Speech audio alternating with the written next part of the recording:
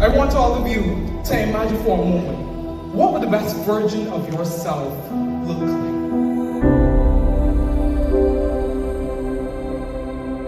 Like, what is it you want to do with your life? Who is the type of person you wish to become before your journey through this earth is over?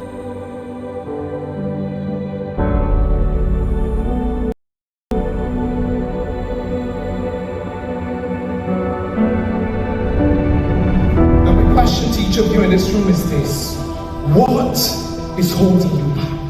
You see, oftentimes the thing that holds us back isn't the fact that our dreams are so big or impossible to reach, neither that we don't have the opportunities or the information required to make that dream a reality, but oftentimes when it is time to get into a state of action toward what we said we would do, fear often tries to hold us back. Let me see if I show up. How many of you in here ever felt fear before?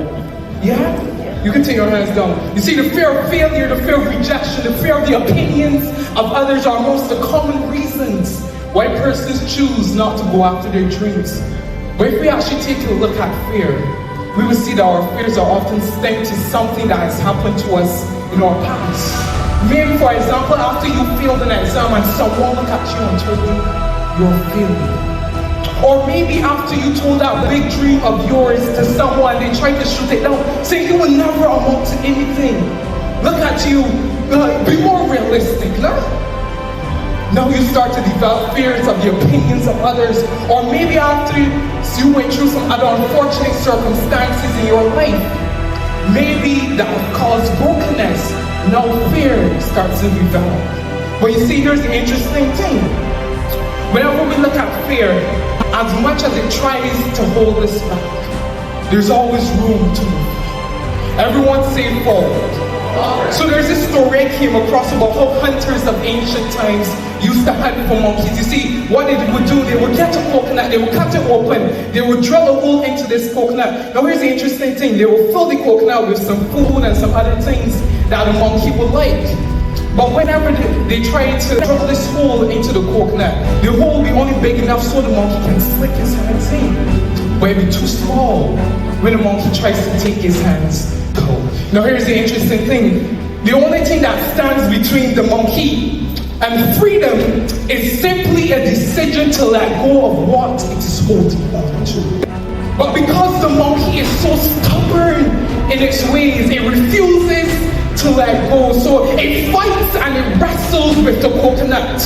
Whenever the monkey sees the coconut and it puts its hands in to grab hold of the food, refusing to let go, it fights and it wrestles. And oftentimes, the hunters would hear the monkey fighting and they would come out catching and they would kill him. In other words, the very thing that the monkey was holding on to was the very thing that led to his death. And for someone here today, the very thing you are holding on to may very well be the thing leading you to your death. It may not be a physical death, but it may be a spiritual death, an emotional death, a financial death, or catch this, maybe even the death of your dream.